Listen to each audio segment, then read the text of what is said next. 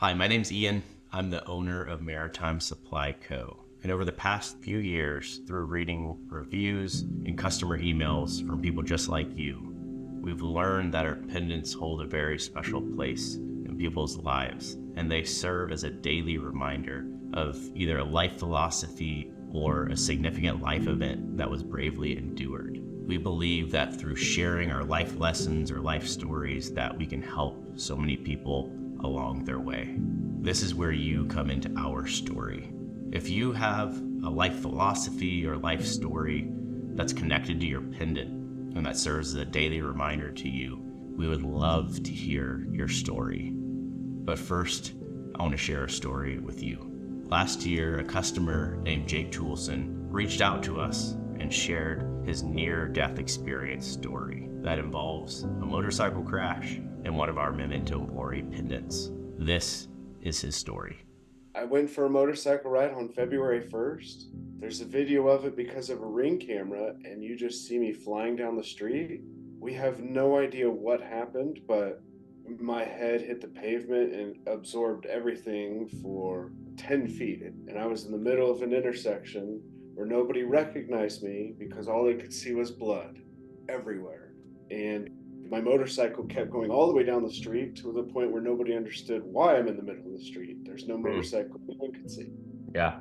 There were people who came outside, and the first thing they did was put a blanket over my body Mm. because of the cold weather.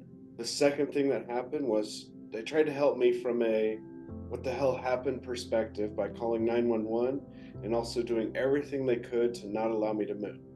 I had no idea what happened. Apparently, I stood up, mumbled, walked around, and then I fell face first into a pile of rocks. Supposedly, for all the records, that's when my heart did the dump, dump, dump, dump. Mm. The hardest part about this was at the hospital when the social workers immediately got involved to tell my family, he's done. You need to come say your goodbyes. Mm. And yeah, I didn't say goodbye. You know, a week later I was home. Like the goodbye I did say when I hit the rocks really wasn't the last goodbye. I can't imagine, man. I know in your review you had purchased the Memento Mori necklace like a year before. I just want to hear your thoughts about that phrase and how this accident, breathed new life into that concept of Memento Mori for you guys. The phrase came up as a result of just how I've always approached life. And I don't care what others think.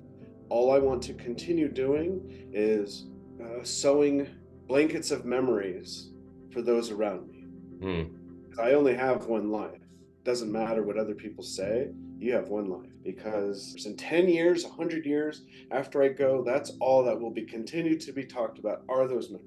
Not Yes. anything I've done from a wealth perspective, not the Chevelles and muscle cars I built, but the memories. Mm. So, from a one life perspective, when I was able to purchase this, I had just found it online, just searching for some sort of memento mori jewelry. And thank God I found what it is you guys offered. I wore it every day for a year since I had it roughly. When I went to the first responders to thank them for what they had done for me, the first thing they did recognize when we hugged each other was this. Wow. Because they took this off of my body. They gave it to my family covered in blood. That's how they remembered who I was, not because of the story, not Wow. anything else, but when they saw me in person, we were hugging, they said, now we remember who you were. Wow. I have since obviously been able to give my kids the same necklace because to me it's just a reminder of we're all on different journeys towards the same destination. We're Mm. going to hit our speed bumps that are varying in size, but as we continue to venture along, just treat other people, as humans, I love that, man. because I do not fear death. That does not prevent me from doing anything. What I'm implying is it's not even living every day to its fullest. It's just being there for others.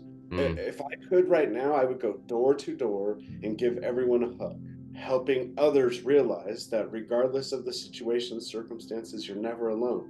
Whether you're in the hospital bed and it's your wife holding your hand or someone else holding your hand who you don't know, it doesn't matter. You are never alone, and just continue to go forward with courage. Fear in the unknown is what it is, but I'm not afraid of death. So the unknown to me, I'm not afraid of at this point. I'll go and do anything at any time because I just want to see others happy because they help me be happy.